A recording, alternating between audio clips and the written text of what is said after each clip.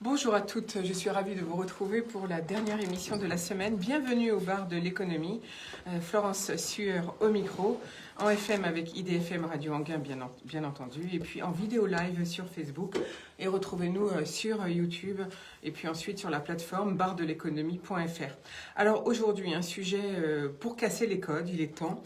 On va parler d'inceste, de pédophilie, de prostitution des enfants et de violences faites aux femmes, un sujet lourd, un sujet dont il est temps que notre société réagisse, car tout de même, l'enquête révélée par l'association Face à l'inceste, dont je vous ai parlé d'ailleurs au mois de novembre, est quand même incroyable. 6,7 millions de personnes, c'est le chiffre révélé par cette enquête Ipsos, auraient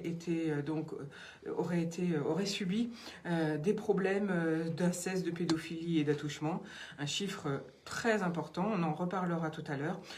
Car avec nous, j'ai la chance d'avoir à mes côtés Isabelle Aubry, la fondatrice et présidente de l'association Face à l'inceste, une association que l'on connaissait sous le nom Association internationale des victimes de l'inceste, l'AIVI, et qui donc change de nom et devient Face à l'inceste. Alors, Isabelle Aubry republie également son livre. On en parlera aussi tout à l'heure, car c'est important. Et puis, pour parler de ce sujet, à nos côtés, Arthur Melon, bonjour. Bonjour. Vous êtes secrétaire général de l'association Agir contre la prostitution des enfants, la CPE. Vous venez de publier, vous aussi, votre rapport 2020-2021, un rapport de 300 pages. C'est une association présidée par Armel Lebigot-Macot. Vous dites, d'ailleurs, il ne suffit plus de dénoncer maintenant, il faut agir. En fait, vous dites, ça suffit, finalement. Maintenant, il faut faire quelque chose. Et donc, justement, c'est ça qu'on verra, entre autres, bien sûr, ensemble. Que faut-il faire pour que enfin on arrive à sortir de ces problèmes incroyables au XXIe siècle? Et enfin, à nos côtés, Jean-Marc Joannet, bonjour. Bonjour Florence, bonjour à toutes et à tous. Merci d'être avec nous ce matin. Vous êtes président de l'association Du Côté des Femmes, basée entre autres à Cergy-Pontoise, dans le Val d'Oise. Vous venez de signer avec le département du Val d'Oise un plan de lutte départemental. On en parlera ensemble. On parlera aussi du 3919, puisque c'est vous qui gérez le 3919. Et là, il y a un petit sujet difficile à aborder. En tout cas, je voudrais souligner le courage des militants des droits de l'enfant, les parents des victimes et le courage des avocats mobilisés pour cette cause, tout comme des professionnels engagés. Si on a le temps en fin d'émission, nous serons avec Pascal Boniface sur 50 idées reçues. Sinon, je vous le passerai lundi. Ce sera sur les droits de l'homme. Sont-ils la cause de la rivalité Chine-États-Unis? Mais tout de suite, comme d'habitude, les infos du jour. On va peut-être commencer par se détendre avant ces sujets lourds. C'est la chronique de Céline Mestre, la chronique bien-être, prendre soin de soi pendant nos journées de travail. Bonjour Florence, bonjour à tous. Aujourd'hui, je vous propose de voir ensemble comment prendre soin de soi pendant ces journées de travail. Alors, depuis plusieurs mois maintenant, vous êtes peut-être en télétravail ou bien vous alternez, travail à distance, travail sur site. Dans tous les cas, et compte tenu du contexte de pandémie très particulier que nous vivons, prendre soin de soi est essentiel, y compris pendant ces journées de travail. Mais comment faire concrètement ? Eh bien, rien de compliqué, rien d'extraordinaire, juste quelques petits changements et de bonnes habitudes, et le tour est joué. Commencez d'abord par instaurer une routine du matin et une routine du soir. La routine aide le cerveau à économiser de l'énergie et à minimiser les risques. Ça le rassure. Commencer sa journée de travail par une routine matinale est donc une bonne idée. Selon ce qui vous convient, vous pouvez allumer votre ordinateur avec une tasse de café, préparer votre to-do list du jour, répartir vos tâches selon leur nature et selon si vous êtes plutôt du matin ou plutôt du soir. Vous connecter pour échanger de manière informelle avec vos collègues, comme vous le feriez à la machine à café du bureau. Vous pouvez aussi vous poser et respirer profondément, rien qu'une minute. Une minute où vous êtes présent à vous-même avant de vous rendre disponible aux autres. Et puis, si le télétravail favorise la concentration et la productivité, c'est souvent au détriment de l'activité physique. Pour autant, cela ne doit pas vous empêcher de prendre soin de votre corps, bien au contraire. Alors, pas besoin de faire du sport de manière intensive, il s'agit juste de maintenir une activité physique minimale. Bougez, pour prendre soin de sa santé, pour rester concentré et performant, pour évacuer le stress aussi. Dernier conseil, devenez addict à la micro-sieste. Alors on est bien d'accord, hein, on parle de micro-sieste, on ne parle pas de la sieste royale du week-end, celle où on s'installe dans son lit et qui dure 1 heure, voire 1h30, c'est-à-dire un cycle complet de sommeil. Non, la micro-sieste, c'est une sieste flash de quelques minutes qui permet de réduire la somnolence et de recharger les batteries. Installez-vous dans un endroit calme où vous avez l'assurance de ne pas être dérangé. Observez simplement votre respiration, détendez-vous de la tête aux pieds, obtenir des images positives et des sensations agréables. Rouvrez les yeux, ça va déjà mieux. À bientôt. Merci Céline pour tous ces bons conseils qu'on pourra mettre en place dès aujourd'hui ou dès demain. Alors, bien 16 000 contaminations par jour, c'est la première info du jour, c'est les annonces du gouvernement, les annonces d'hier soir. Donc la situation épidémique est maîtrisée mais reste fragile, a déclaré Jean Castex, notre Premier ministre, qui en même temps nous met en garde contre l'émergence des nouvelles souches plus contagieuses du coronavirus. Le Premier ministre a rappelé que la vaccination est la priorité des priorités pour la sortie de crise, mais nous devons collectivement faire preuve de patience et de responsabilité car ce n'est pas avant plusieurs mois que la vaccination pourra nous protéger de manière suffisante et du coup, un couvre-feu à partir de demain à 18h sera mis en place pour au moins 15 jours sur l'ensemble de la France, sauf exception liée aux missions habituelles, service public, sortie de son chien, aller voir une personne en difficulté ou ses parents par exemple. Et en cas par contre d'une dégradation épidémique forte, un nouveau confinement sera appliqué sans délai, a-t-il prévenu, donc c'est-à-dire ce sera ça sans doute au mois de février.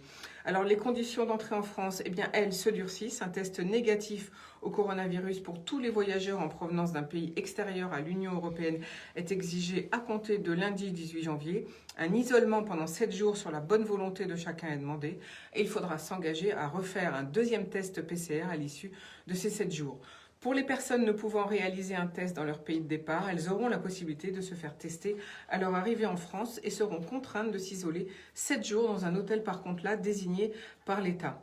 Pour les déplacements en provenance notamment des pays comme l'Irlande ou du Danemark, confrontés à une situation épidémique difficile, les ministres travailleront à l'élaboration d'un cadre de coordination donc commun en vue du prochain Conseil européen du 21 janvier. Donc on s'attend à d'autres annonces. Concernant les activités physiques, scolaires et extrascolaires en intérieur, elles vont être suspendues jusqu'à nouvel ordre. Concernant les universités, seuls les travaux dirigés pour les étudiants de première année uniquement pourront reprendre par demi-groupe à partir du 25 janvier. Et puis on verra si les autres années pourront reprendre au fur et à mesure. Donc sinon, c'est toujours les études à distance.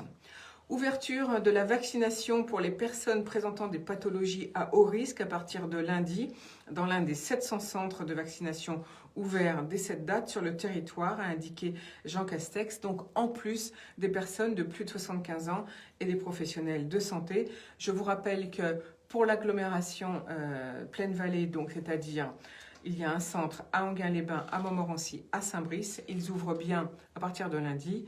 Pour Enghien, en tout cas, j'en suis sûre, il faut aller réserver, si vous faites partie des personnes que je viens de citer, vous allez réserver votre heure, vous prenez rendez-vous en fait sur Keldoc, ça s'écrit KELDOC.com. Les plus de 75 ans, environ 800 000 personnes atteintes de maladies particulièrement graves pourront recevoir ce vaccin, et notamment tous ceux en plus ou qui ont moins de 75 ans, qui souffrent d'insuffisance rénale sévère, celles qui ont été transplantées d'un organe et celles sous traitement pour un cancer ou encore celles atteintes de trisomie 21. C'est bien pour ça que je vous parle du site keldoc.com pour réserver pour dès lundi. Alors, côté économique, Bruno Le Maire a entendu l'appel de Guillaume Le Floch que j'ai reçu en début de semaine et qui a fait justement une manifestation à l'Assemblée nationale parce qu'il y avait des trous dans la raquette. Cette fois, c'est comblé. Donc, première annonce au niveau économique. Le remboursement, ça concerne toutes les entreprises, toutes celles qui ont pris des prêts garantis par l'État eh bien, ils sont différés d'1 an, a annoncé donc Bruno Le Maire, notre ministre de l'économie et des finances. Mais attention, c'est à négocier avec votre banque, c'est pas automatique. Donc, ce qui signifie que, en fait, jusqu'aux élections présidentielles de l'année prochaine, eh bien, à mon avis, le PGE va pouvoir être reporté. Bruno Le Maire a également promis une aide spécifique pour les viticulteurs, injustement touchés par les sanctions américaines liées à Airbus. Ces derniers pourront être aidés à hauteur de 200 000 € par mois dès lors qu'ils auront perdu 50% de leur chiffre d'affaires. Ensuite, l'aide au paiement des coûts fixes de certaines entreprises fermées, eh bien, notamment les entreprises qui connaissent une limitation de leurs activités ou celles qui sont complètement fermées à cause de l'épidémie, et réalisant par contre un palier d'1 million d'euros de chiffre d'affaires par mois seront pris en charge, a-t-il annoncé. Cette aide exceptionnelle qui s'ajoute aux aides du Fonds de solidarité est pour l'instant plafonnée à 3 millions d'euros sur la période de janvier à juin 2021. Le ministre de l'économie a expliqué que cette mesure s'adressait aux structures importantes comme les chaînes d'hôtels, les restaurateurs qui ont plusieurs restaurants dans une même ville, les activités indoor, par exemple les bowling, les salles de sport, justement ce sujet dont on a parlé en début de semaine. Et pour les entreprises plus petites, le gouvernement va travailler avec les parlementaires pour définir les meilleures façons de baisser ce seuil d'1 million qui peut être très pénalisant pour certains nombres de petites structures, un coût d'environ 4 millions d'euros par mois. Voilà, notre invité a été entendu. Alors Jean-Marc Jouannet, parlons un petit peu de la pandémie et des violences faites aux femmes. Quel est l'impact ? L'impact, il est énorme, puisque pendant les périodes de confinement, on a observé une hausse des violences conjugales et intrafamiliales de plus de 60%. Ce sont des chiffres confirmés par Mme Schiappa dans la presse il y a quelques jours. Et nous, on redoute évidemment énormément les périodes de confinement, puisque c'est propice à un confinement aussi au niveau du couple, et donc une augmentation phénoménale des violences au niveau du couple, conjoint ou ex-conjoint, s'il est résident dans le même habitat. Est-ce qu'on connaît exactement le pourcentage actuel ? Parce qu'on avait parlé au premier confinement d'une hausse importante. Oui, je vous dis 60% de plus pendant la période de confinement, c'est la hausse des violences conjugales constatées pendant la période de confinement par rapport à une période dite normale. Mais ça, c'est sur le territoire national ? Sur le territoire national, absolument, puisque ce sont des chiffres qui ont été révélés dans la presse ces jours-ci. Donc plus 60%, c'est quand même inquiétant. C'est énorme, énorme. Merci beaucoup pour ce commentaire, Jean-Marc Jouannet. Je rappelle que vous êtes président de l'association du côté des femmes. Autre information aujourd'hui, c'est pour améliorer la rééducation après un accident vasculaire cérébral, donc après un AVC. Une équipe de chercheurs de l'équipe Polytechnique fédérale de Zurich, en Suisse, en collaboration avec l'entreprise Igus, ont fabriqué un exosquelette composé d'une main, d'un capteur et d'un sac à dos. Les articulations des doigts ont été imprimées en 3D pour réduire leur poids et pour pouvoir adapter la machine à chaque patient. L'objectif est d'aider les patients qui passent par une phase de rééducation après un AVC.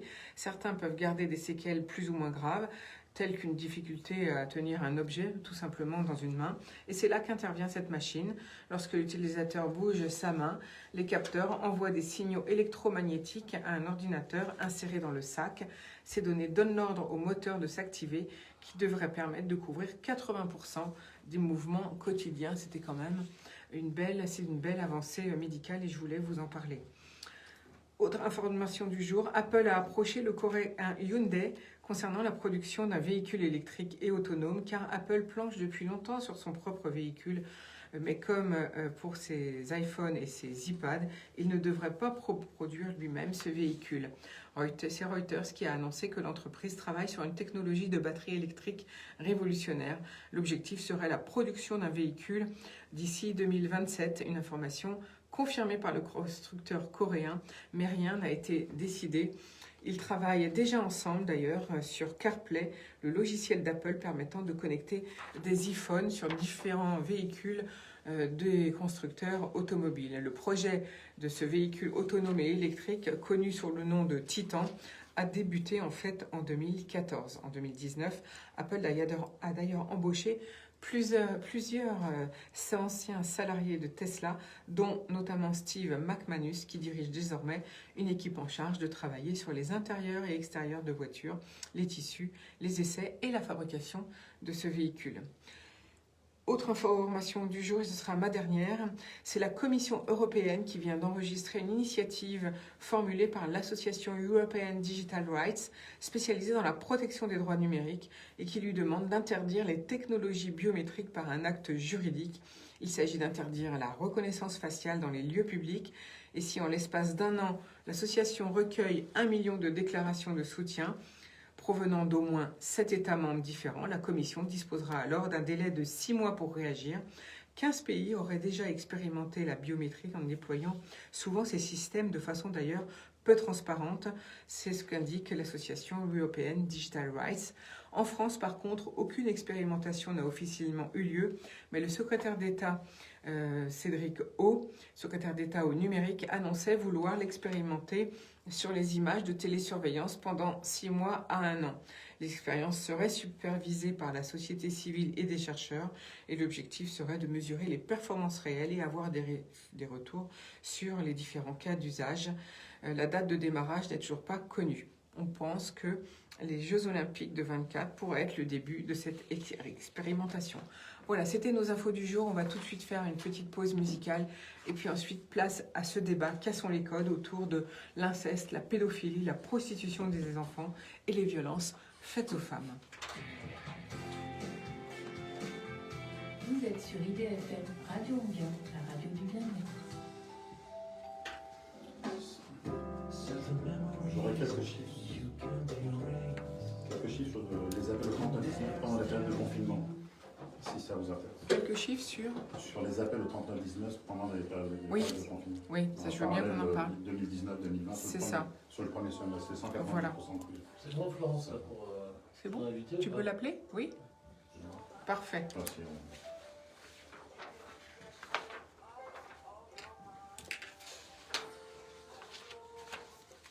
Et juste une précision, sur le 3919, je suis administrateur. Oui, Dans le conseil Ça, d'administration. c'est vrai, j'ai oublié de le redire. Non, mais ça, Je vais le redire. il y a le président, il y a le général, il y a un peu de- Les petites anti-sèches. Oui, bonjour. Bon, bah, vous restez en ligne et puis voilà. Merci beaucoup.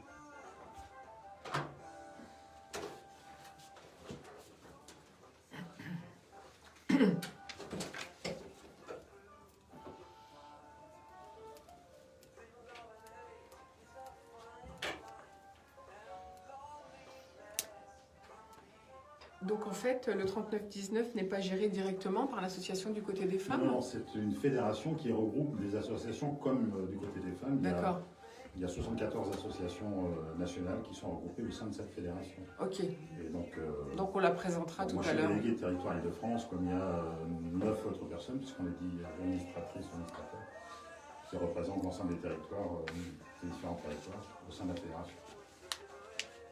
Il y a un rôle d'animation de réseau et un rôle d'écoute avec le 3919. Alors là, vous réglez Les volumes. Ouais, vous réglez vos volumes. Le casque. Oui, passez par là les boutons. Parce que là, ça va vous hurler dans les oreilles si vous le mettez. C'est qui, s'il te plaît, Philippe? Giorgio Alessani. Et ça s'appelle? Tu vas y arriver? Voilà, attends, j'arrive. Laisse tomber. Donc Philippe et l'anglais, ça fait 2. Donc montre-moi du Le doigt français où aussi. c'est. Du doigt, c'est, je peux dire du doigt. Oui, du doigt. Shade of Blue. 50. Ok. Ah, bah c'est la chanson de... Non, Non? c'est pas 50 Non, non. degrés. Je croyais. C'est de bleu. Ah bah oui, c'est du bleu. Oui, il faut bien rigoler. T'étais blonde? Dans une autre vie, sans doute. Bon, les couleurs, ça va, ça vient. Oh, chez moi, non. Non. Non. Non. Ouais. Allez, on nous petit de retour au bar de l'économie après cette jolie pause musicale. C'était Giorgio Alessani pour 50 Shades of Blue. Alors aujourd'hui, place donc évidemment à un sujet tabou en fait, pour lequel on n'a toujours pas trouvé de solution en fait au XXIe siècle. C'est pour ça que je voulais absolument en parler pendant cette heure qui nous reste, grâce à mes invités du jour. C'est sur le sujet, c'est l'inceste, la pédophilie, la prostitution des enfants et les violences faites aux femmes. Et pour cela, j'ai la chance d'avoir à mes côtés Arthur Melon, le secrétaire général de l'ACPE, Jean-Marc Jouanet, président de l'association Du Côté des Femmes et administrateur d'ailleurs du 3919, et puis Isabelle Aubry, à distance par téléphone, car vous êtes la fondatrice et présidente de l'association Face à l'inceste. Bonjour Isabelle Aubry. Merci beaucoup d'être avec nous au téléphone. Alors, on va quand même, j'aimerais que vous présentiez, parce que c'est très important, l'action que vous menez depuis 20 ans, et surtout vos victoires. Vous portiez un autre nom, mais je l'ai déjà dit en introduction. Il y a quand même, par rapport à vos victoires, il y a quand même, déjà en 2009, vous annonciez 2 millions de victimes. Oui, en fait, nous avons considéré qu'il était important pour mesurer l'ampleur d'un fléau, de mener des recherches. Le gouvernement ne le faisait pas. Donc nous avons commandité un premier sondage à l'Ipsos qui a été fait par téléphone, donc qui a révélé que 2 millions de Français se déclaraient victimes. En 2015, nous avons recommencé, mais cette fois-ci online. Et là, en fait, le chiffre a doublé. Nous sommes passés à 4 millions. Et là, en 2020, après la vague MeToo, nous avons souhaité voir où on en était. Et là, nous sommes passés à 6,7 millions de victimes d'inceste, je précise. Donc, ce qui représente 10% des Français, 2 à 3 enfants par classe. Donc, 78% de femmes se déclarent victimes, 22% d'hommes. Seulement 22% d'hommes, j'ai envie de dire, ce qui nous laisse à penser que ce chiffre est encore sous-estimé. Justement, c'était une de mes questions, c'était est-ce qu'on connaît le rapport pourcentage hommes-femmes? Il est en évolution. Il n'est pas le même en Amérique du Nord qu'avec nos chiffres. Tout dépend de la culture parce que... si vous voulez, comme les agresseurs sont principalement des hommes, les garçons ont plus de mal à révéler ce qu'ils ont subi à cause des préjugés homosexuels. Tout simplement. Mais quand même, le chiffre d'augmentation, j'allais dire, en à peine 4 ans, en fait, c'est énorme.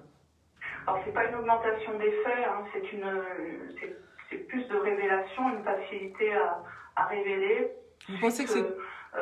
aux révélations qu'il y a eu pendant la vague MeToo, il faut bien remarquer qu'avant la vague MeToo, il y avait beaucoup de victimes qui disaient moi aussi, j'ai été victime de mon père, de mon oncle, etc. Mais tout ça n'a pas été identifié ni par les médias, ni par la société comme étant de l'inceste. On commence avec ce livre, notamment, à parler d'inceste. C'est tout nouveau. Et d'ailleurs, l'affaire Olivier Duhamel de Camille Kouchner nous remet le débat sur le sujet justement cette semaine. Donc, j'imagine que ça ne vous étonne pas? C'est pas remettre le débat, c'est un nouveau débat en fait. Nous n'en avons jamais traité depuis 20 ans que nous militons. C'est la première fois que médiatiquement, que la société s'empare vraiment de ce sujet sur le fond. Habituellement, l'inceste est traité comme un fait divers qui fait appel à l'émotionnel, mais on ne s'interroge pas, on ne questionne pas les mécanismes de l'inceste, sa fréquence, les dégâts qu'il peut faire sur la santé. Il n'est pas perçu comme un fléau de santé publique du tout. De société. Alors justement, il faut quand même rappeler le côté juridique parce que ça va ensemble, c'est que ce n'est qu'en 2010 où vous avez réussi grâce à vos actions, vous, Isabelle Aubry et puis les militants qui vous accompagnent, de pouvoir, c'était la première loi pour l'insertion de l'inceste dans le code pénal, c'est bien ça? Tout à fait, c'est la première fois suite à une mission parlementaire menée par Marie-Louise Faure, qui avait pour but de voir comment on pouvait insérer l'inceste dans le code pénal, supprimer la recherche du consentement de l'enfant et prévenir l'inceste, que cette loi a été votée, mais elle a été abrogée un an plus tard. Nous sommes repartis avec notre bâton de pèlerin, si je puis dire. On a tout recommencé à zéro et donc on l'a fait repasser en 2017. Donc depuis 2017, si vous, enfin on l'a fait repasser, mais pas comme nous aurions voulu. Nous, on voulait que ce soit un crime spécifique, que l'inceste soit bien défini comme étant une infraction à part, parce que c'est un crime de lien qui est complètement différent, qui ne se traite pas de la même manière, et surtout qu'on ne demande plus à un enfant victime d'inceste s'il était de prouver qu'il y avait menace, violence, contrainte ou surprise, ça veut dire qu'il n'était pas d'accord. Nous ne l'avons pas obtenu, nous avons obtenu ce qu'on appelle une surqualification, c'est-à-dire que maintenant il existe dans le code pénal le viol incestueux, l'agression sexuelle incestueuse et l'atteinte sexuelle incestueuse. Ça a permis quand même de définir quels sont les membres de la famille impliqués, les ascendants, les oncles, tantes, nièces, neveux, frères, sœurs, j'en oublie pas, les seuls qu'on n'a pas pu, beau-père, belle-mère, conjoints, les seuls qu'on n'a pas pu inclure dans cette liste sont les cousins et les cousines. Parce qu'en France, on peut se marier avec ses cousins et ses cousines. D'accord, donc c'est pour ça qu'on n'arrive pas à avoir une loi qui soit complète. Alors avant que je vous pose la question de qu'est-ce qu'on faudrait faire plus tard, que se passe-t-il en droit dans les autres pays? Où en est-on? Est-ce que la France, ma question en fait c'est est-ce que la France est en retard? J'aime pas dire que la France est en retard, c'est lui faire trop d'honneur je trouve. C'est que la France s'occupe pas du sujet. Ah carrément. Tout simplement. D'autres pays s'en sont emparés depuis longtemps, ont changé leurs lois, ont mené des actions. Nous ne l'avons pas fait. Voilà. Donc, ce qu'on réclame, c'est une prise de conscience des violences sexuelles sur les enfants, hein, pas seulement l'inceste, l'inceste et la pédocriminalité. Et que le gouvernement mène enfin une politique avec une vision, une stratégie, des moyens, au même titre qu'il l'a fait sur les violences faites aux femmes il y a 20 ans, par exemple. Alors justement, j'ai envie qu'on passe un petit peu de temps sur les 29 propositions que vous avez fait au gouvernement, mais avant, on va passer la parole à Arthur Melon, qui est donc le secrétaire général de l'association Agir contre la prostitution des enfants, parce que c'est quand même en lien aussi avec le sujet de l'inceste. Arthur Melon. Oui, j'aimerais revenir sur ce que vient de dire Isabelle Aubry, parce qu'il faut vraiment que les auditeurs comprennent bien qu'aujourd'hui en France, il n'y a pas d'âge de non-consentement et face à l'inceste, on fait partie d'un collectif qui s'appelle le Collectif pour l'enfance qui justement essaye de mettre en place dans la législation française un âge en dessous duquel on ne questionne plus le consentement de l'enfant à la relation sexuelle qu'il aurait pu subir de la part d'un adulte. Et dans le cas de l'inceste, c'est la même chose, c'est-à-dire qu'aujourd'hui, quand un parent commet une atteinte sexuelle ou une pénétration sur son enfant, il est nécessaire de prouver auprès des tribunaux, auprès des cours d'assises, que l'enfant n'a pas consenti à cet inceste. Et il y a de nombreuses affaires dans lesquelles les affaires de viol sont correctionnalisées et sont qualifiées d'atteinte sexuelle, ce qui signifie que les enfants ont été officiellement reconnus par la justice comme étant consentants à leur propre inceste. Donc c'est vraiment fondamental de faire comprendre ça aux auditeurs, aux citoyens, parce qu'il y a de très grandes incompréhensions sur la législation. On parle à tout bout de champ de majorité sexuelle. On pourra revenir dessus. Absolument. La majorité sexuelle n'existe pas. Donc, effectivement, je suis d'accord avec Isabelle Aubry. Est-ce que la France est en retard ou est-ce que juste la France ne s'occupe pas de ce sujet? En tout cas, par rapport aux autres pays européens, on ne fait vraiment pas de figure sur ce sujet. Mais alors donc, du coup, Isabelle Aubry, que faudrait-il pour que ça change pour vous? Déjà, il faudrait une volonté politique. Hein, c'est la moindre des choses, parce que nous, on peut poser des propositions sur la table, mais nous ne sommes pas l'État, donc il faut que l'État s'empare du sujet et mette des moyens, comme je le disais, sur la table. Nous sommes de nombreuses associations à faire des propositions depuis longtemps. En ce qui concerne le consentement, comme le disait Arthur Melon, nous sommes 33 associations depuis 2 ans à réaliser des propositions concrètes pour changer le code pénal. Donc là, il est temps, il est urgent même de changer le code pénal pour en finir et pour envoyer ce message symbolique. On ne touche pas à nos enfants dans notre pays.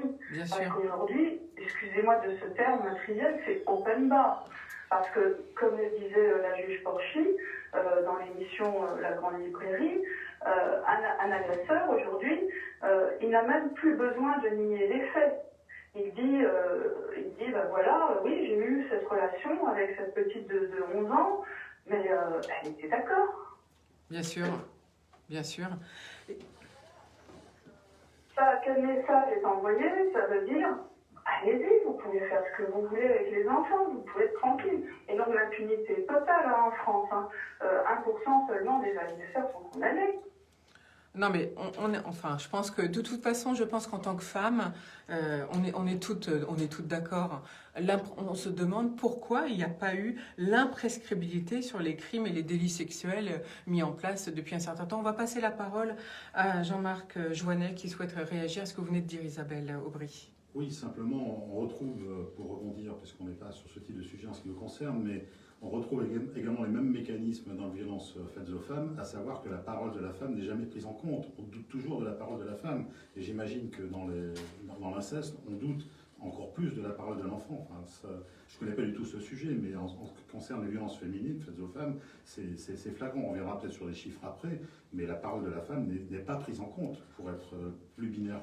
Et justement, on parle d'égalité homme-femme, et là, on en est vraiment loin en plus. Bah non, mais je presse contre mes confrères, comme on dit, ou mes compères, mais tant que les lois sont faites par des hommes, on est dans une notion patriarcale qui met beaucoup de temps à changer, parce qu'aujourd'hui, les femmes ne sont pas suffisamment représentées, présentes dans diverses institutions, au niveau politique, enfin à tous les niveaux. Et ça touche complètement, on va dire, la conséquence, les conséquences qui pourraient faire avancer nettement plus vite l'égalité entre les femmes et les hommes, c'est évident. Donc Isabelle Aubry, finalement, est-ce qu'il faudrait une Simone Veil qui défend comme ça et qui part en guerre contre tout le monde, comme elle a fait pour la loi sur l'avortement? Peut-être, oui. Peut-être. Là, au niveau politique, je ne suis pas suffisamment... compétente pour savoir comment ça pourrait marcher. Nous, à chaque fois, en fait, que nous avons pu faire passer des lois, il faut aussi ajouter que les associations ont beaucoup œuvré pour faire rallonger la prescription à défaut d'avoir l'imprescriptibilité, puisque faut quand même rappeler que elle a augmenté de 10 ans en 2004 et 10 ans là en 2018. Oui, on est à 30 ans maintenant. Donc, ça y est, j'ai perdu le fil. C'est-à-dire que ce que vous vouliez dire, c'est que maintenant, nous sommes à 30 ans au niveau de l'imprescriptibilité. Donc, vous avez pourtant été reçu par des députés. C'est qu'assez souvent, quand on a, nous, réussi à faire passer des lois, c'est venu du terrain, c'est venu des députés, plus que du gouvernement. Voilà, c'était des propositions de loi et non pas des projets de loi qui ont permis d'obtenir ces lois. Alors en novembre, lorsque j'ai parlé de votre enquête Ipsos, j'avais à mes côtés la députée Nathalie Elimas. Elle est particulièrement concernée par ce sujet. Je suis sûre qu'elle sera ravie d'entendre cette émission. En tout cas, je vais lui écrire pour qu'elle la réécoute. Par contre, Isabelle Aubry, vous parliez tout à l'heure de la santé. Quel est l'impact pour vous? Parce que vous avez dit 6,7 millions de personnes. Quel est l'impact pour vous sur la santé? Est-ce que vous avez déjà des chiffres, des mesures, des domaines, bien sûr psychologiques, je ne sais pas, de travail, de maladies? Nous avons mené des enquêtes, notamment avec l'Ipsos, pour comparer la santé des victimes à celle des Français, mais bien avant nous, en fait, les chercheurs d'Amérique du Nord, je pense, professeur Feliti et Anda, ont mené une étude colossale qui s'appelle l'ACE, Adverse Childhood Experiences, qui a comparé la santé qui a évalué en fait la santé des personnes par rapport au trauma qu'ils ont vécu, et ils se sont aperçus que de deux choses intéressantes, c'est que les traumas sont extrêmement communs. À peu près 63% de la population a vécu au moins un trauma. Deuxièmement, plus on cumule de traumas dans sa vie, et plus cela a un impact sur la santé à l'âge adulte, puisqu'ils ont corrélé en fait les questionnaires sur les traumas aux dossiers médicaux de ces personnes. Donc c'est 15 000 dossiers, 15 000 personnes. C'est pas une petite étude qui a été faite.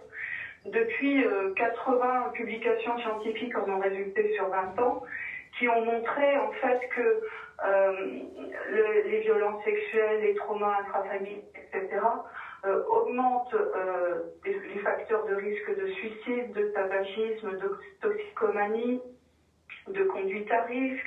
La liste est longue, hein, mais en gros, si vous avez 4 traumas infantiles, vous avez une perte d'espérance de vie de 20 ans, par exemple, parce que diabète, maladie cardiovasculaire, cancer, tout ça est augmenté, en fait.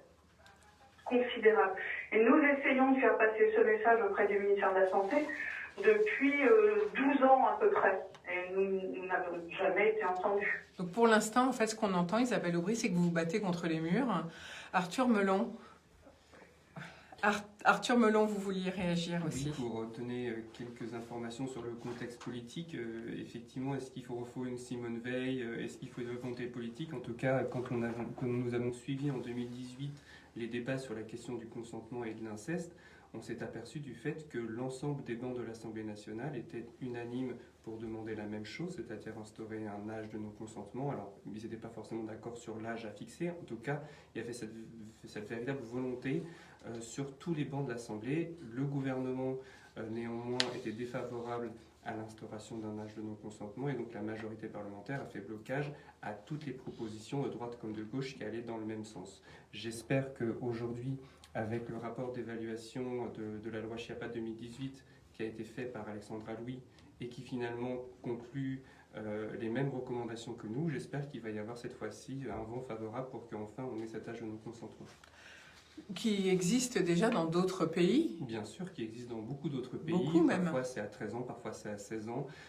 En tout cas, c'est tout à fait en compatibilité avec les grands principes des droits de la défense, de la présomption d'innocence. Donc contrairement à ce que prétendent de nombreux détracteurs, instaurer un acte de non-consentement, ce n'est pas un acte anticonstitutionnel. Alors, venons-en, si vous voulez bien, Isabelle Aubry, à vos propositions, justement, vos 29 propositions au gouvernement. Quand est-ce qu'elles ont été faites? Et puis, qu'est-ce que vous voulez dire? Alors, on a parlé un petit peu de l'imprescriptibilité. J'aimerais bien que vous expliquiez aux auditeurs ce que vous voulez exactement. Nous nous sommes fondés sur cette question de la prescription, tout simplement parce que quand nous avons créé l'association, nous avions des membres qui étaient canadiens et des Français, des Belges, etc.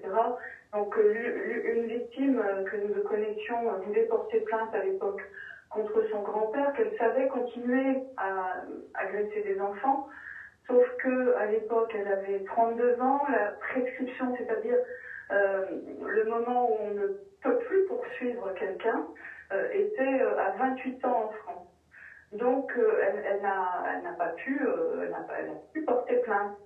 Parallèlement, exactement au même moment, au Canada, l'une de nos membres sortait du déni. À 32 ans, elle avait été violée par son père. Elle a porté plainte.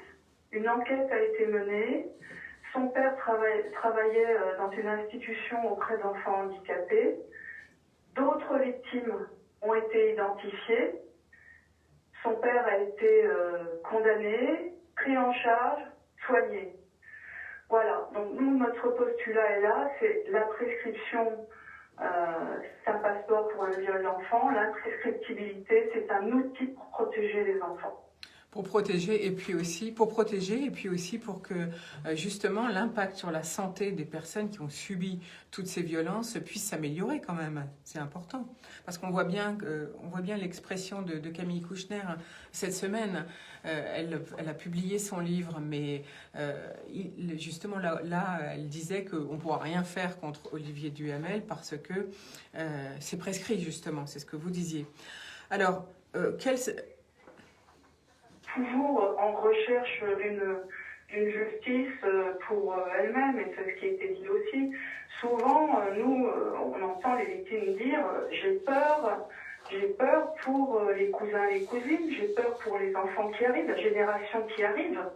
Bien Il sûr. faut pouvoir la protéger, parce que l'inceste, souvent, quand vous regardez un arbre généalogique, ça peut être de génération en génération. Absolument. C'est même quelquefois, on dit même que dans certaines familles, c'est une tradition. Il y en a même qui pensent que c'est une tradition. Enfin, moi, c'est ce que j'ai entendu. Alors, justement, Isabelle Aubry, je vais vous faire parler de votre propre calvaire, car vous rééditez votre livre « Témoignages bouleversants », mais c'est incroyable. Vous éditez, et je pense que c'est important, je suis désolée que vous expliquiez aux auditeurs ce qui vous est arrivé, parce que je pense que certains auditeurs ne peuvent même pas imaginer que ça puisse arriver. Écoutez, j'ai envie de dire, c'est l'inceste comme des millions d'enfants l'ont vécu, avec un niveau d'exploitation supérieur, parce qu'il y a plusieurs niveaux d'exploitation à l'enfant, possible, je dis possible, avec l'exploitation, le proxénétisme, puisque mon père m'a prostituée. Donc, et votre livre porte bien... Votre livre porte bien le titre, il s'appelle « La première fois, j'avais 6 ans » et il est publié chez XO Éditions. Il sera publié à nouveau le 4 février d'ailleurs. Et c'est aussi en fait,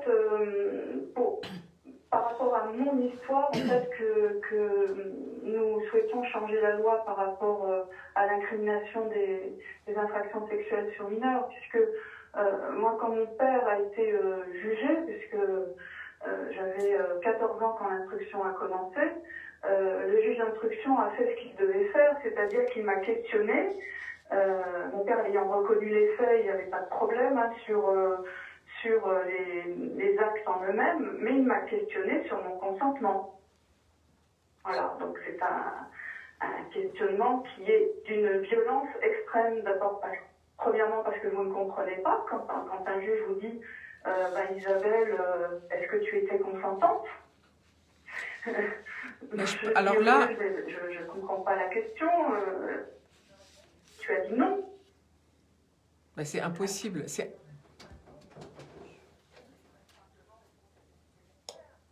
Voilà tout simplement la réponse d'un enfant. Possible. Alors, donc, cette loi est une aberration, est une violence pour les enfants. Il faut absolument la changer. Ça fait 20 ans qu'on se bat là-dessus. Au début, quand je parlais aux députés, que je leur expliquais notre loi, ils ne me croyaient pas. Moi, il y a quelque chose sur lequel je pense qu'il faut insister, parce que en tant que femme, ça nous est toutes arrivé d'avoir des problèmes d'attouchement sexuel, tout simplement. Enfin, on est très nombreuses dans ce cas-là, dans la rue, dans le métro, voilà. Je crois que c'est le mot sidération. Quand ça vous arrive la première fois, d'ailleurs, j'allais dire, en général, c'est à l'âge de l'adolescence, vous êtes sidéré, vous ne pouvez même pas réagir. Donc comment peut-on poser la question à un enfant à 6 ans, comment peut-il dire non, en plus à son père? C'est pas possible, n'est-ce pas Isabelle? Ce qu'il faut comprendre, c'est l'origine en fait de cette loi en fait. C'est quand même, tout cela vient des mouvements pro-pédophiles, Madnef en tête, qui ont œuvré pour que la loi change et pour que, en fait, en France, l'enfant soit considéré comme un adulte comme un autre, et qu'il ait la liberté sexuelle comme un adulte, et qu'on ne puisse entraver. Voilà. Donc avant, les enfants étaient protégés par notre loi. Il y avait un seuil d'âge qui a été supprimé en 1994. Alors, Fabienne Giuliani l'explique très bien dans son livre sur la criminalisation de l'inceste depuis la Révolution française. Isabelle Aubry, est-ce qu'il faudrait pour vous, est-ce qu'il faudrait dans la loi prévoir une obligation légale de signalement des soupçons de violence vers un enfant? Ça, c'est quelque chose pour lequel nous nous battons aussi depuis très longtemps. Nous avons souvent essayé de passer des amendements, mais ça ne passe pas. C'est pour l'obligation de signalement des médecins. Parce que les médecins libéraux en France ne sont pas obligés de signaler. C'est seulement les médecins en institution qui ont cette obligation. Alors, ils ne sont pas obligés de signaler, et s'ils signalent, ils ne sont pas protégés derrière par rapport à des plaintes disciplinaires, des plaintes au pénal. Donc, du coup, nous avons à peine 5% des médecins qui signalent. Donc ça, c'est un véritable problème, et il faut aussi légiférer là-dessus très rapidement. C'est compliqué. Isabelle Aubry, vous pensez que les médecins sont au courant, vous, en tant qu'enfant? Vous l'avez dit à votre médecin? Comment vous avez fait à l'époque pour pouvoir le déclarer à la police? Alors ça, c'est intéressant parce que, en fait, c'est une personne extérieure, moi, qui a donné l'alerte. C'est ma voisine. D'où l'importance, en fait, de regarder les enfants, de les interroger, puisque moi, elle m'a interrogée parce qu'elle voyait bien que j'allais très mal. Et je lui disais que j'étais toujours fatiguée, etc., puisque mon père m'exploitait la nuit et je dormais la journée à l'école. Donc, il y a aussi les profs qui ont fait venir mon père. Et ma voisine, elle m'a fait parler et je lui ai demandé de garder le secret tant que je n'étais pas en sécurité. Parce que pour moi, dans ma tête d'enfant, parler voulait dire m'exposer, et si mon père en avait connaissance, ça voulait dire m'exposer à une mort certaine. Donc j'ai pu me mettre en sécurité en allant vivre chez ma mère, et c'est à ce moment-là, en fait, que ma voisine a prévenu ma mère qu'on est immédiatement allé à la police. Voilà. Un rôle extrêmement important de toute la société pour protéger nos enfants, et parce que c'est pas dans la famille en général qu'ils vont trouver cette protection. Mais vous n'auriez pas osé le dire à votre mère directement plus tôt? Parce que il faut avoir confiance pour parler. Et à cette époque-là, je n'avais pas du tout confiance en ma mère. Ah oui, donc ça pose quand même un gros problème de la stabilité familiale. Aujourd'hui, quand il y a des séparations dans le couple et que l'enfant se sent en sécurité avec l'un ou l'autre parent, c'est à ce moment-là qu'il va parler. Et le parent protecteur, comme nous l'appelons, va aller en justice. Et le problème, c'est que, comme le disait monsieur tout à l'heure, les femmes ne sont pas écoutées, les enfants non plus. Et les parents qui vont essayer de protéger leur enfant vont être victimisés en justice aujourd'hui. Merci Isabelle Aubry. On va juste repasser la parole à Jean-Marc Joannet, justement. Oui, juste pour faire un petit parallèle avec les violences faites aux femmes, notre enquête 2019, parce qu'on n'a pas encore les chiffres 2020 au niveau de la ligne d'écoute nationale de 3919, révèle effectivement que les appels à 74% proviennent de la femme victime, à 12% des membres de la famille, à 10% des amis, des voisines, enfin des proches, et seulement à 3% des professionnels. Et dans les professionnels, bien évidemment, il n'y a pas que le corps médical. Donc on imagine, parce que c'était un des propos tenus par Isabelle, que sur le rôle des médecins qui voient, alors les femmes, là encore plus souvent que, j'imagine que les enfants peut-être, je ne connais pas, mais que le rôle du médecin, du corps médical est primordial pour la détection, parce que ça se voit, ça se sent, la femme peut parler. Enfin, il y a quand même des signes qui sont tout à fait criants au niveau du corps médical. Et là, il y a, je ne vais pas dire une omerta, parce que je suis pas, c'est pas à ce point-là, mais il y a quand même un manque fort de ces professionnels. Je ne parle pas en hôpital, en clinique, etc., ou dans des centres de santé, mais vraiment au niveau de la médecine libérale, la médecine de ville. Je pense que là, il y a un rôle beaucoup plus fort à jouer. Pendant la période de confinement, on a eu les pharmaciens qui ont joué un petit rôle, mais c'est vraiment mineur par rapport aux remontées qui devraient se faire naturellement par le corps médical. Par le généraliste en particulier, Absolument. C'est ça que vous voulez dire. Merci Absolument. Jean-Marc Joannet. Isabelle Aubry, quelques petites questions avant de terminer notre entretien. Est-ce qu'on ne pourrait pas imaginer une réduction de la durée d'instruction de toutes ces affaires, que ça aille beaucoup plus vite plutôt, parce que ça prend un temps fou finalement?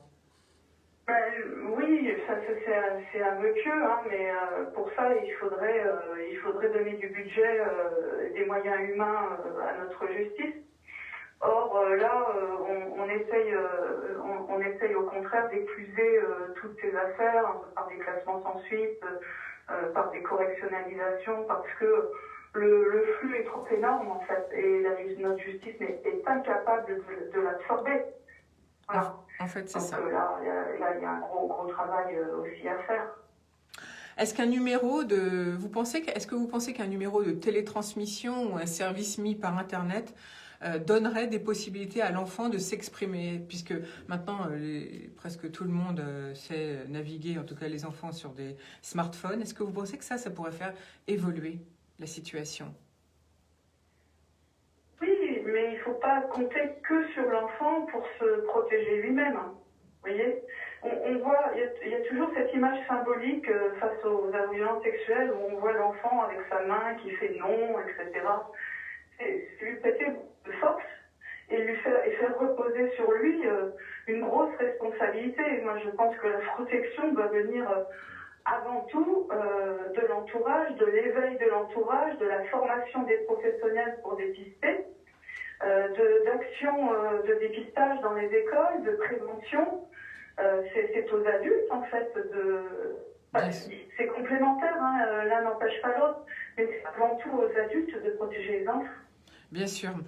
Bien sûr. Alors Isabelle Aubry, merci beaucoup pour cet entretien. Je rappelle votre livre, Face à l'inceste, vous êtes la présidente de cette association et justement vous allez rééditer le 4 février votre propre calvaire dans ce livre qui s'appelle La première fois. J'avais 6 ans, je pense qu'il faut tous se le procurer parce que c'est quand même sidérant et il est temps que notre société change sur ce sujet. Merci en tout cas de votre témoignage aujourd'hui.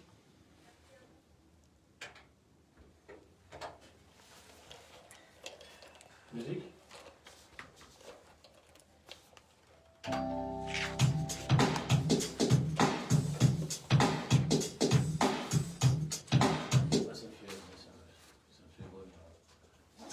Ah oui, ça, oui. Ah non, mais alors là... Non, mais c'est un sujet qu'on ne comprend pas. J'aimerais qu'on revienne sur, si vous voulez bien, avec vous, Arthur Melon, sur votre étude, et notamment sur la position des autres pays. Comment ça se fait que la France est en retard comme ça? C'est pas possible. Et un gamin quand c'est un enfant, il ne sait pas, il ne se rend pas compte de ce qui est bien et ce qui n'est pas bien. C'est pour ça que c'est pas un enfant de dire. C'est pas voilà. Non, mais il peut pas. Il peut pas, l'enfant. Comment voulez-vous? Son père, il ne sait pas si c'est de l'affection. Bien sûr. La limite est. Il peut pas, l'enfant. Et il y a des enfants qui, d'ailleurs Vanessa Springora le disait dans son livre, qui peuvent se sentir qu'ils sont consentants, qu'ils sont d'accord. Et le problème, c'est que je pense que sur le débat public, il ne faudrait pas tant utiliser la question du consentement que la question du discernement.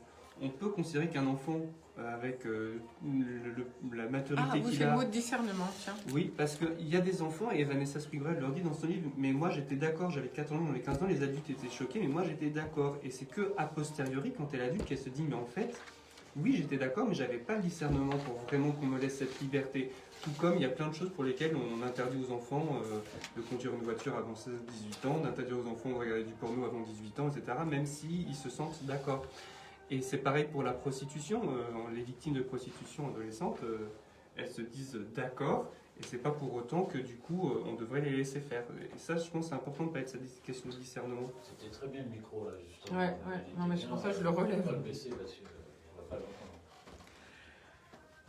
l'entendre. C'est qui là ton... Là, c'est Psy Angelina, c'est un vieux nanar des années 80. Donc après, on continue sur le même sujet avec vous, Arthur Melon. On va aussi en profiter pour présenter votre association. Et puis cette fameuse étude là. Alors attendez mes questions. Voilà.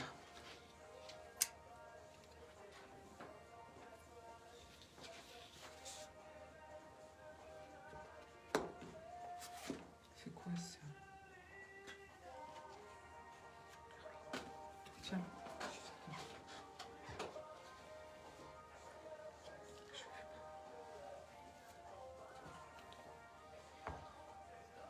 On y retourne? C'était le premier groupe de Calogero, ça. D'accord. Ah, c'est pour te dire que c'est pas tout jeune. Au bar de l'économie, c'était un extrait du premier groupe de Calogero qui s'appelait psy avec son titre Angelina. Aujourd'hui, on casse les codes, il est temps, sur le thème de l'inceste, de la pédophilie, de la prostitution des enfants et des violences faites aux femmes au bar de l'économie.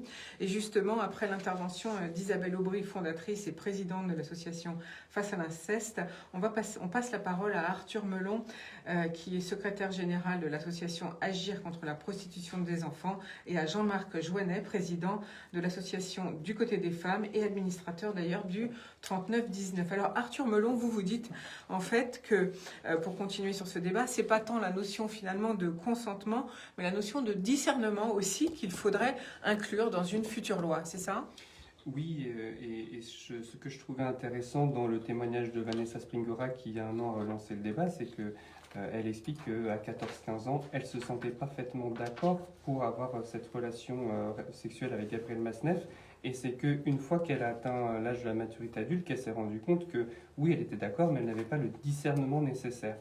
Et on le voit également sur les questions de prostitution mineure, où c'est très difficile de protéger les victimes mineures de prostitution parce qu'elles se disent elles-mêmes volontaires, consentantes.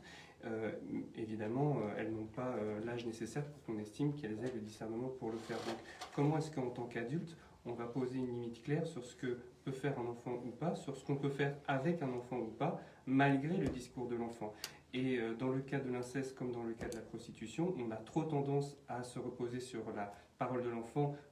C'est-à-dire, je ne dis pas qu'il faut remettre en cause son témoignage, mais quand un enfant dit qu'il n'a pas dit non, qu'il était d'accord, c'est en tant qu'adulte qu'il faut se positionner en disant « nous, on estime que tu n'avais pas l'âge nécessaire pour pouvoir donner ton consentement, tu n'avais pas le discernement nécessaire ». Donc je pense que c'est important de faire cette distinction. Moi, je trouve que vous avez raison, et d'habitude, je ne donne pas mon avis, mais en tant que femme, je suis obligée de le donner parce qu'il y a tout ces mots, autour de ces mots que je rappelle, et pour moi ça c'est très important, c'est la sidération et donc l'emprise, et c'est le thème de l'emprise finalement, c'est avec ces mots discernement, consentement. Moi je pense qu'il faut mettre ces thèmes emprise et sidération parce que là je parle de vécu en fait.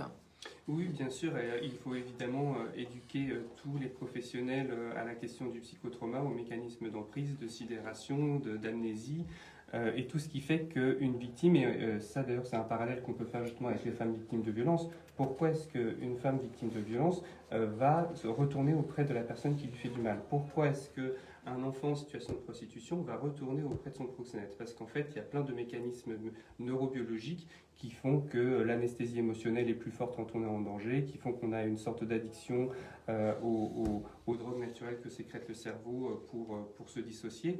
Et tout ça, c'est des choses qui peuvent paraître complètement invraisemblables, incompréhensibles pour des professionnels, et qui peuvent du coup se dire, cette victime, que ce soit un adulte ou un enfant, elle va spontanément se mettre en danger, visiblement elle ne veut pas d'aide, elle ne va pas s'en sortir, donc nous, qu'est-ce qu'on peut faire de ça? Alors Arthur Melon, en tant que secrétaire général de l'association ACPE, Agir contre la prostitution des enfants, vous venez de sortir votre étude 2020-2021. Est-ce que là aussi, on a des chiffres?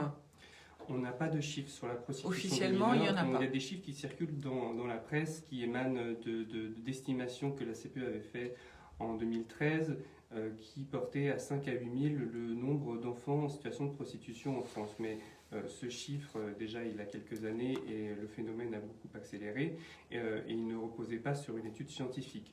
Heureusement, il y a depuis quelques mois plusieurs études qui sont lancées au niveau local ou national pour essayer de faire le point sur combien d'enfants sont en situation de prostitution en France et quelle est l'accélération, à quel point est-ce qu'il y a une augmentation, parce que le constat est unanime, il y a une augmentation.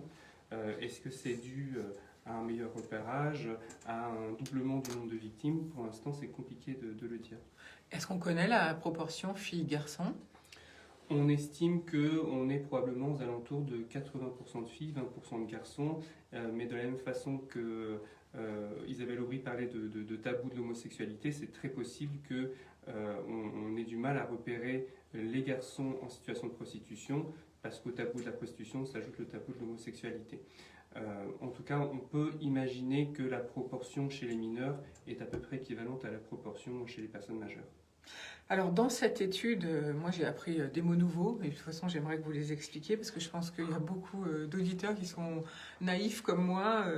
Bon, le proxénétisme, on sait tous quand même ce que c'est, il n'y a pas besoin peut-être de le définir, si ce n'est qu'après j'aimerais qu'on parle des réseaux sociaux parce que je pense que ça a une influence, tout ça. Par contre, alors vous avez donné des mots sur le loverboy, le michetonnage, expliquez-nous ce que c'est. Qu'est-ce que vous appelez les loverboys ? Alors, un loverboy, c'est un proxénète. Donc, du point de vue juridique, ça ne change rien.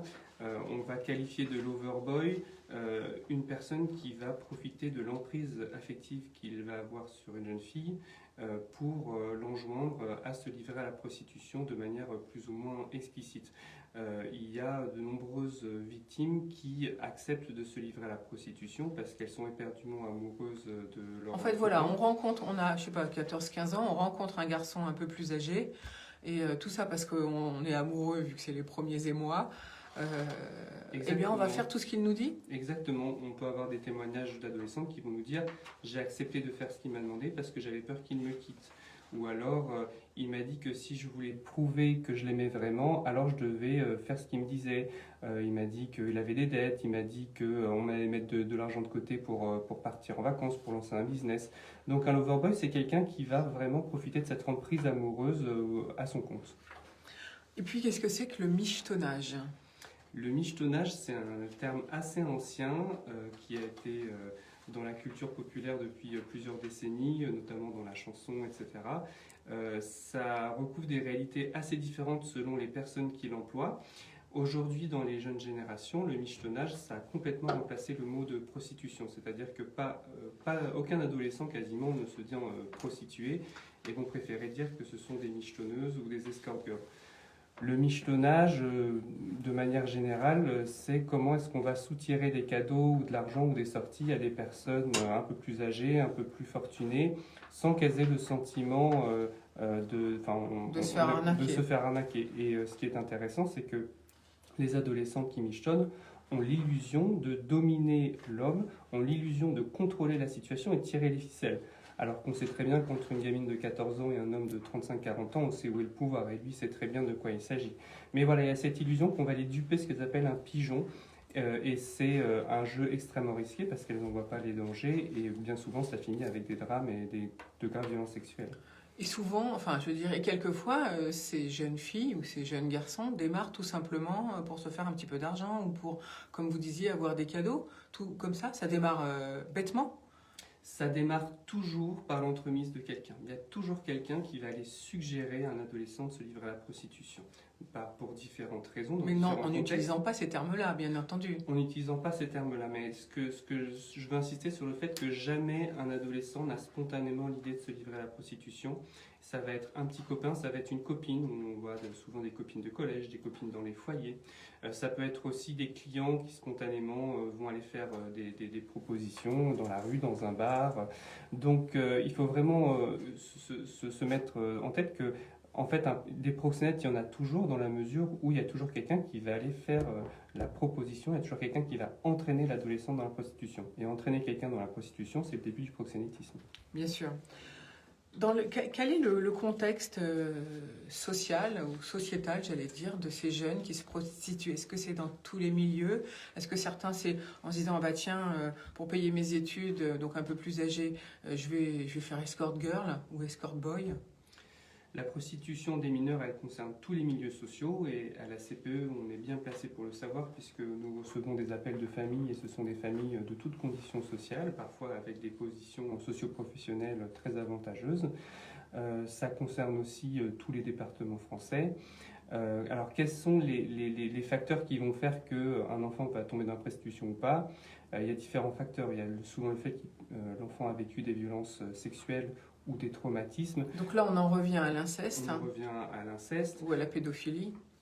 Ça peut être aussi des expériences amoureuses assez dégradantes ou traumatisantes, c'est-à-dire des premières relations amoureuses qui se sont mal passées ou qui ont créé des très grosses désillusions et qui vont créer chez la jeune fille un dégoût de son corps ou une très très forte mésestime d'elle-même. Ça va être aussi des dépendances diverses, par exemple aux stupéfiants, au cannabis, qui peuvent conduire à se livrer à la prostitution pour avoir sa consommation. Ça peut être des carences affectives. On voit par exemple des phénomènes de prostitution banalisés dans les établissements scolaires, puisqu'il y a un effet de groupe, un effet de bande, et pour se faire accepter dans le groupe, il faut accepter de faire ce qui paraît normal. Donc on a des fellations tarifées dans les établissements scolaires, où l'explication c'est tout le monde le fait, donc je ne vois pas pourquoi je ne le ferai pas, et de toute façon c'est pas de la prostitution, parce que c'est pas dans la rue, moi je suis pas une pute, voilà. Donc il y a aussi cette banalisation. On a envie de vous poser la question, quand on vous entend, alors la famille, elle est où dans tout ça finalement ? Il y a différents cas de figure. Il y a évidemment des familles qui vont être dans une posture démissionnaire. Il y a des familles comme ce que vient de nous témoigner Isabelle Aubry qui vont être dans l'exploitation de cette prostitution. Mais il y a aussi beaucoup de familles qui essayent avec beaucoup d'efforts de sauver leur enfant de la prostitution, qui alertent les institutions, que ce soit les institutions de la protection de l'enfance, la police, et qui n'y arrivent pas. Et pendant très longtemps, ces parents ont souffert du déni, du tabou, n'arrivaient pas à se faire entendre, étaient dénigrés, étaient insultés, et c'était difficile pour eux de faire savoir aux institutions, de leur faire reconnaître, oui, mon enfant est dans la prostitution, il faut l'en sortir.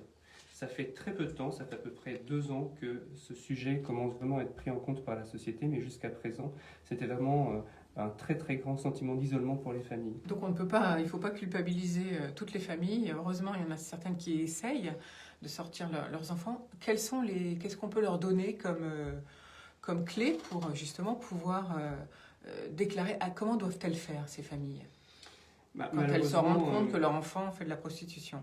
Malheureusement, elles font toutes ce qui est censé être fait normalement, c'est-à-dire se rendre au commissariat, saisir les services de la protection de l'enfance. Mais les professionnels aujourd'hui se sentent tous désemparés par rapport à cette problématique qui prend de l'ampleur, qui change de forme et pour lesquelles ils ne sont pas formés convenablement. Donc le fait de déposer plainte, le fait d'avoir une mesure de protection de l'enfance, aujourd'hui malheureusement, ça ne garantit pas que les choses s'améliorent et il y a une véritable réflexion à faire sur le plan national sur quels dispositifs nous pouvons inventer, qu'est-ce qu'on peut mettre en place et comment on peut mieux former les professionnels pour lutter contre ce phénomène. Parce qu'en plus, là, on parle des mineurs et des jeunes adultes. Et j'imagine que si une famille va voir la police pour un jeune adulte, s'il a 19 ans ou elle a 19 ans, on lui dit, madame, votre enfant est majeur, on ne peut rien faire. C'est à lui de... Non, si ce n'était que pour les jeunes adultes, mais on le voit aussi pour les mineurs, c'est-à-dire qu'il y a aussi des familles qui nous disent « je suis allé au commissariat, j'ai saisi tel service et on m'a dit « votre fille elle a 16 ans, elle est bientôt majeure, écoutez, elle fait ce qu'elle veut de son corps, elle a la majorité sexuelle, donc on ne peut rien faire ». Donc même quand l'enfant est mineur, on s'aperçoit qu'il y a parfois un abandon. Heureusement, c'est de moins en moins le cas, mais on a eu plusieurs histoires comme ça. Quels sont les effets psychologiques sur un enfant, finalement, sur un mineur, sur le fait de se prostituer? Est-ce que c'est facile de s'en sortir, psychologiquement parlant? C'est un long chemin parce que ça a des conséquences sur l'estime de soi, ça a des conséquences sur la manière dont les victimes vont vivre avec leur corps, ce corps qui les dégoûte, ce corps qu'elles utilisent et qui est passif et qu'elles essayent de rendre actif. Ça a des conséquences multiples sur le plan de la santé physique, et pas que sur les maladies sexuellement transmissibles, mais c'est des personnes qui sont sous stress permanent, ce sont des personnes qui peuvent avoir des maux de ventre, des maux de tête, des difficultés à dormir, des difficultés pour s'alimenter. Donc l'impact sur la santé, il est global, et évidemment il y a tout ce psychotrauma qui est encore aujourd'hui en France mal pris en charge parce qu'il n'y a pas assez de structures pour cela. Et tant qu'on n'arrivera pas avec une victime à réussir à soigner du point de vue de ce trauma toutes les multiples violences qu'elle a vécues, ça va être à chaque fois un très difficile chemin de reconstruction. Est-ce que les réseaux sociaux et tout l'Internet a renforcé, j'allais dire, a développé c'est ce que vous appelez le michetonnage, les escort girls, donc la prostitution finalement? Oui, les réseaux sociaux ont vraiment changé la donne parce qu'en fait, c'est un facteur d'accélération du phénomène. Ça facilite grandement la mise en place des réseaux. Ça facilite le recrutement. On a de plus en plus de jeunes filles qui rencontrent des inconnus qui se font recruter sur Internet, qui postent carrément des annonces. Ça facilite aussi la réservation de chambres d'hôtel, d'appartements Airbnb. Ça facilite la mise en contact avec les clients. Il faut savoir qu'aujourd'hui, 60% de la mise en contact avec les clients se passe par Internet. La prostitution, c'est de moins en moins dans la rue, comme on peut en avoir l'idée en général. Oui, d'ailleurs, dans votre étude, vous prévenez contre 3 réseaux sociaux majeurs, TikTok, Snapchat, et puis le troisième, je ne sais plus. Alors, il y a Viva Street qui aujourd'hui fait l'objet d'une enquête pour proxénétisme, et nous sommes partie civile dans cette enquête parce qu'effectivement, on a des sites internet qui non seulement font l'intermédiaire entre des personnes prostituées et des clients, mais qui aussi génèrent des millions d'euros de chiffre d'affaires. C'était le cas de Viva Street, sur le dos de ces annonces qui sont payantes. Et puis, pour finir, les réseaux sociaux également, c'est un excellent moyen d'emprise pour les proxénètes sur les victimes, puisque déjà elles peuvent être géolocalisées, et parce qu'auparavant, quand la jeune fille rentrait chez elle ou allait dans son foyer, elle avait un petit peu de répit, elle était hors de l'influence des proxénètes, mais maintenant, avec cet objet dans la paume de leurs mains en permanence, c'est l'influence constante des proxénètes, et j'imagine d'ailleurs que ça doit être la même chose pour les femmes victimes de violences. On va en parler dans quelques minutes. Pour finir, Arthur Melon, donc vous avez parlé donc des carences finalement des politiques publiques. Qu'est-ce qu'il faudrait faire au niveau législatif et réglementaire pour avancer sur ce sujet ? Est-ce que là déjà il n'y a pas une chasse à faire sur tous les réseaux sociaux dont vous avez parlé justement ? Oui, effectivement, déjà il faut responsabiliser les acteurs des plateformes numériques, parce qu'aujourd'hui on sait qu'ils sont impliqués et ils ne peuvent pas l'ignorer. Et voilà, donc ils peuvent pas l'ignorer. Donc effectivement, il faut vraiment les responsabiliser. Il faut aussi mettre enfin en application les lois qui existent déjà avant d'en créer de nouvelles. Je pense notamment à la loi qui prévoit des séances de prévention en milieu scolaire, 3 séances chaque année de l'école jusqu'au lycée. Et ça, c'est pas fait, c'est ce que vous dites clairement. C'est pas fait. On n'y est pas au niveau du nombre et on n'y est pas au niveau de la qualité non plus. C'est pas fait tous les ans et s'il y en a une par an, c'est le maximum. Voilà. Et puis c'est pour parler de biologie, d'IST, de contraception, ce qui est très bien. Mais ce qui est sur les compétences psychosociales, l'aspect affectif, l'aspect relationnel, ça manque cruellement. Et puis il faut aussi des moyens dans la protection de l'enfance. Aujourd'hui, il y a de nombreux départements où on attend des mois pour faire en sorte que lorsque un juge des enfants ou le département décide de mettre en place une mesure éducative, pour que le premier éducateur rencontre l'enfant. On a des manques de place dans les établissements de soins. Les policiers également sont débordés, il y a trop d'affaires, donc ils sont obligés de faire le tri dans les enquêtes qui prennent du temps. On parlait tout à l'heure, vous évoquiez les délais de justice, c'est insupportable pour les familles et les victimes d'attendre 4 ans, 5 ans avant d'avoir un procès. Donc en fait, il faut aussi mettre des moyens pour que les institutions qui existent déjà, que les lois qui existent déjà soient appliquées, que chacun puisse faire son travail. On pourrait aller beaucoup plus vite finalement si on prend tout à bras-le-corps tout de suite.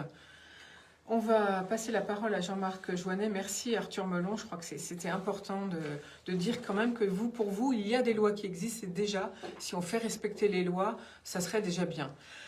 Donc il faut mettre les moyens. Jean-Marc Joannet, vous présidez donc l'association du côté des femmes et vous êtes administrateur du 3919. Alors, quel bilan, on va dire, pour justement les violences faites aux femmes ? Vous disiez tout à l'heure en introduction, 60% de plus de violences suite au confinement.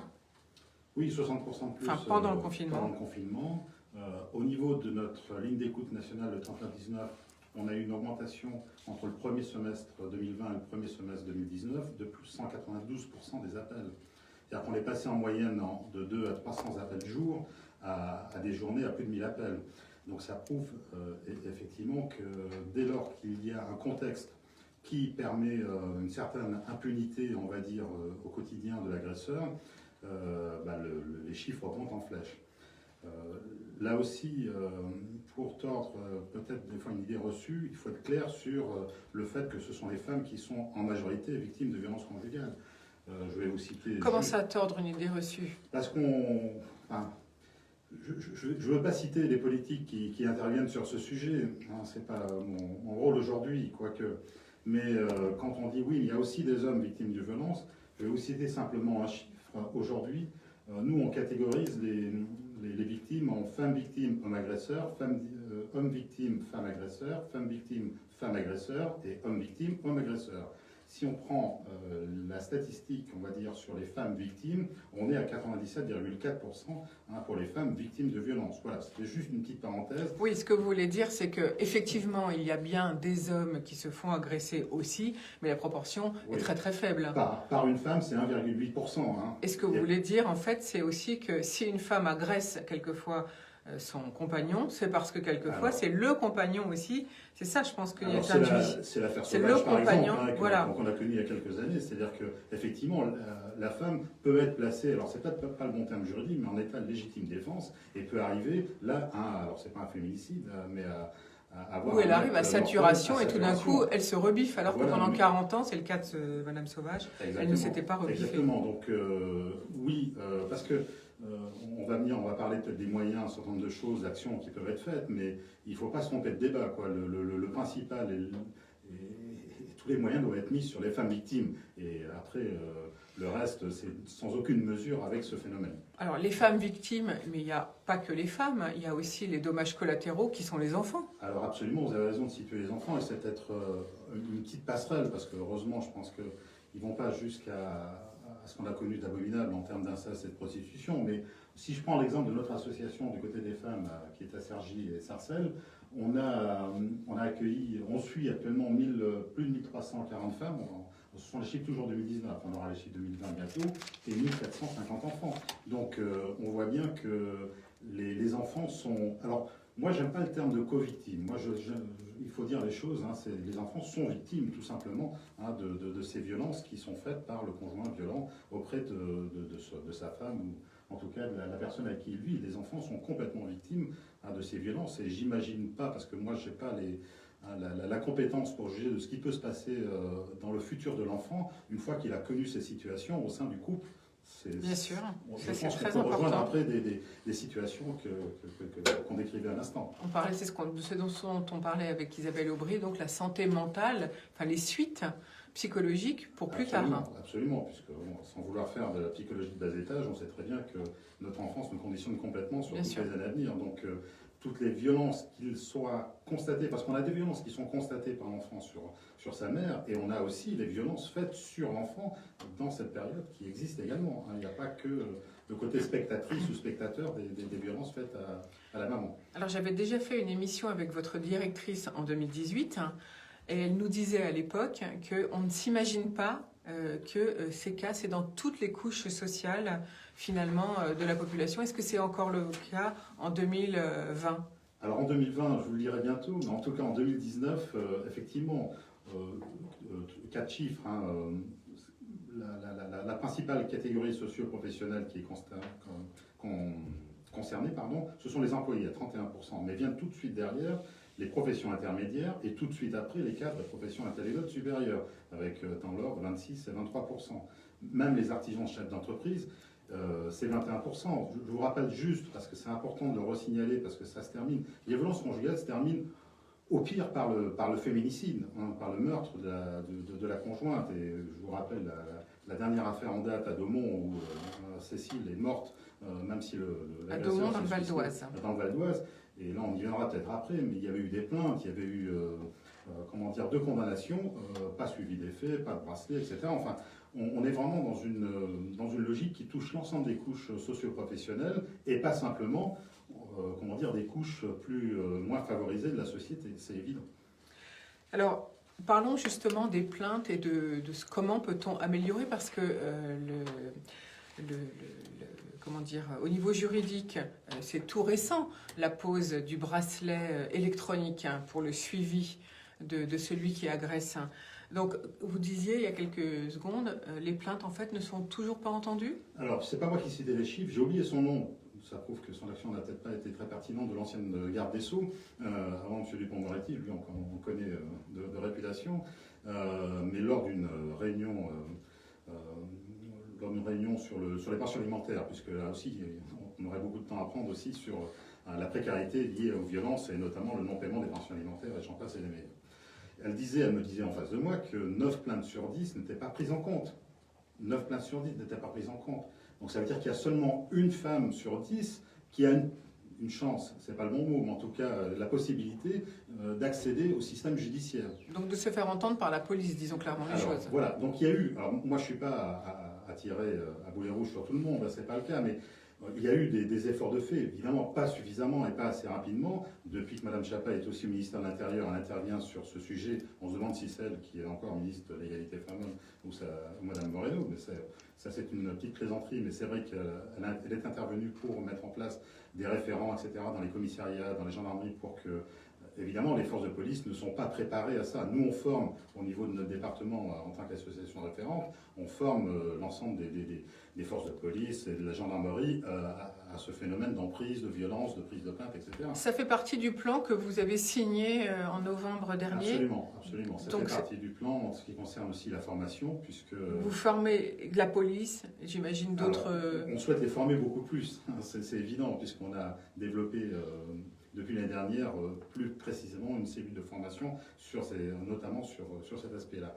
Et on a l'ensemble, enfin, on a tous les moyens pour former, évidemment, les forces de police. Et on souhaite le faire. Dans le plan, il y a ça. Et après, il y a surtout la partie hébergement, on en parlera peut-être, dès lors que la femme victime a nécessité d'être isolée du milieu familial, puisqu'aujourd'hui, il n'y a pas d'autre possibilité. Sinon, l'anonymat n'est pas conservé, l'ex-conjoint revient en permanence. Enfin, je ne vous décris pas toutes les scènes qui peuvent arriver dans la vie courante dès lors qu'on ne prend pas en compte l'anonymat de la famille, de la femme et enfants après les violences. Non, parce que là aussi, moi je suis naïve, je ne connais pas ces situations, mais j'imagine qu'il y a des situations ubuesques. Oui, alors Brigitte Chabert, notre directrice générale, qui œuvre au quotidien, vous expliquerez beaucoup mieux que moi, puisque évidemment, nous on est moins en relation directe sur le terrain, mais c'est vrai que même nous, enfin même Brigitte Chabert, pour ne pas la citer, a été obligée de faire appel à la police pour une protection personnelle quand il s'agit d'aller simplement chercher les affaires de la personne dans son domicile. Parce que le conjoint fait pression, amène ses amis, enfin...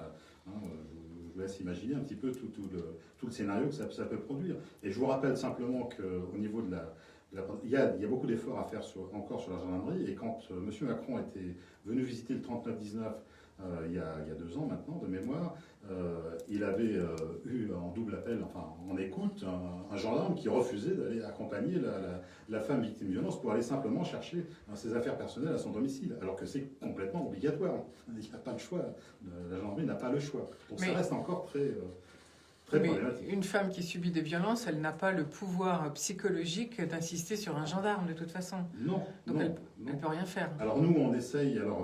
Vous savez, c'est toute une chaîne, on va dire, qui va se mettre en place, vertueuse, qu'on met en place pour accompagner la victime. Alors ça commence par une ligne d'écoute, alors soit le 3919, soit nous aussi on a notre propre ligne d'écoute, on va dire, sur le département. Si vous pouvez rappeler le numéro, ce serait formidable. Alors je vous le rappellerai. On va le rappeler tout à l'heure. Ou je le mettrai dans le site, dans le commentaire. Et en tête, puisque ce n'est pas un numéro aussi facile à retenir que le 3919. Voilà. D'où l'importance des numéros simplifiés. Donc, la procédure à faire si une femme se sent victime de violence, c'est quoi? C'est soit d'appeler le 3919, soit ce numéro dont je mettrai le... Tout de suite appeler le 3919 ou notre numéro, si elle le connaît ou si on l'a disponible. Pourquoi? Parce que le 3919, c'est un numéro anonyme. C'est un numéro qui ne figure pas sur le relevé téléphonique. Il n'y aura aucune trace de l'appel de la part de la personne. Donc ça, c'est déjà un gage de confidentialité fort. Une fois qu'elle est appelée, donc on a, nous, au niveau de la cellule d'écoute du 3919, et c'est pour ça, on en parlera peut-être qu'on est contre ce marché public là, qui vient d'arriver, qui est, on ne va pas dire une honte, mais presque, c'est qu'il y a des professionnels qui ont une expertise de métier de plusieurs années et qui savent prendre en charge dès lors que ça arrive en tant que victime, enfin victime, parce qu'on a d'autres types d'appels qui peuvent être là pour des renseignements, aussi bien de la gendarmerie ou d'autres. Et à partir de là, on va l'orienter en fonction de la gravité ou pas de la situation, vers une de nos 74 associations du réseau, dont fait partie du côté des femmes à Cergy, pour qu'elle soit déjà accueillie, écoutée, qu'on la mette en confiance et qu'elle puisse nous décrire l'ensemble des phénomènes qu'elle subit pour qu'on puisse après l'orienter soit vers une plainte et dans ce cas-là on va l'accompagner aussi au tribunal. Enfin on est vraiment très près au niveau terrain de la victime pour que sa plainte puisse aboutir et pour qu'il y ait une décision de justice, une ordonnance de protection qui soit mise en place, qui puisse nous permettre de mettre en place les mesures nécessaires après. Et est-ce que vous prenez en charge les femmes aussi bien que ce soit pour des violences, s'il y a violence physique que psychologique? Ça commence toujours par la violence psychologique. Enfin, quand je dis toujours, encore une fois, je suis un peu binaire peut-être dans l'analyse, mais enfin, c'est le cycle. Tout à l'heure, on parlait du comment ça s'appelle pour les... Michetonnage. Le michetonnage, non, on mais disait. le petit... Le michetomètre. Le michetomètre, voilà. Alors nous, on a le violentomètre qui existe, qui a été réalisé par des acteurs de la région notamment, et qui montre vraiment tout le processus et tout le circuit des violences. Et effectivement, la violence psychologique, dans la plupart des cas, induit une violence physique par la suite si elle n'est pas traitée à temps. Il nous reste 2 minutes à peu près d'antenne. Jean-Marc Joannet, je rappelle que vous présidez l'association du côté des femmes. Vous gériez avec d'autres associations le 3919. Qu'est-ce que c'est que cette annonce de mettre ce numéro sur un appel d'offres public? Alors, ça part d'une idée bonne à la base. C'est quand M. Macron a visité le 3919, on lui a dit, c'est nous qui l'avons dit en plus, ça serait bien qu'on puisse l'ouvrir parce qu'on est en grande partie, à 80%, financé par les pouvoirs publics pour cette ligne d'écoute. Donc on lui a dit ça serait bien qu'on puisse ouvrir 24/24 et au territoire d'outre-mer, aux handicapés, etc., aux femmes handicapées et tout. Il a dit très bien, c'est une bonne idée, enfin je vous passe les détails, c'est peut-être mon analyse personnelle qui n'engage que moi, mais voilà. Et puis on a eu, au fur et à mesure de l'avancée, il y a eu un Grenelle, je vous rappelle, sur les violences faites aux femmes, qui a débouché sur un certain nombre de mesures. Fait par Marlène Schiappa, voilà, à l'époque ministre on y a pour un les peu femmes. participé, etc. Il y a des mesures qui ont été retenues, il n'y a pas que du mauvais, bien évidemment, dans tout ça, il y a des bonnes mesures, comme le bar. Ensuite, le bracelet en fait rapprochement. Mais en ce qui concerne le 3919, on s'est aperçu finalement que l'État voulait reprendre la main tout simplement sur ce numéro qui est la propriété de notre fédération. Et dans une logique libérale, parce qu'il n'y a pas d'autre mot, dire on va mettre en place des indicateurs qui sont plutôt quantitatifs que qualitatifs. Et dans ce cas-là, on fait un appel d'offres parce que, soi-disant, ce qui est faux, on a des juristes aussi, soi-disant, ça ne peut passer que par un appel d'offres, un marché public. Alors qu'on a tout à fait démontré l'inverse, et que ça peut passer aussi par un contrat sur objectif, par exemple, qu'on utilise déjà aujourd'hui. Donc voilà, donc cet appel d'offres, il ouvre la porte à d'autres structures pour répondre à cet appel d'offres. Entre-temps, quand ils sentaient un peu le vent venir, ils nous ont dit on va le réserver au secteur social, mais ça ne veut rien dire du tout, c'est uniquement déjà pour la première partie, les trois premières années, ce qui fait que le risque fort, c'est-à-dire qu'on dégrade complètement par ce marché la performance qu'on peut amener, la qualité d'écoute et la suite, parce qu'il n'y a pas que le 3919, comme je l'ai expliqué, dès qu'on appelle, derrière, il y a tout un réseau qui prend en charge. Donc ça veut dire que si on décidait, j'espère qu'on n'arrivera pas là parce qu'on a le soutien de toutes les associations évidemment féministes nationales sur ce dossier, mais si on arrivait à cet extrême, ça veut dire qu'on a une plateforme et puis derrière, qu'est-ce qu'elle fait? Rien. Merci beaucoup pour tous ces commentaires. Je rappelle que la nouveauté du 1er janvier, c'est la pension alimentaire qui sera prélevée directement par la CAF sur le salaire du conjoint et ça va faire avancer les choses. On va rappeler donc pour l'ACPE, pour vous joindre Arthur Melon, on fait l'adresse du site internet ACP acpe-asso.org. Voilà, et puis pour du côté des femmes. Alors du côté des femmes, le numéro d'appel si vous êtes victime, c'est le 01 84 244 234. Voilà, ou le 3919. Et merci, le 3919. bon week-end à tous, à lundi. Ciao, ciao.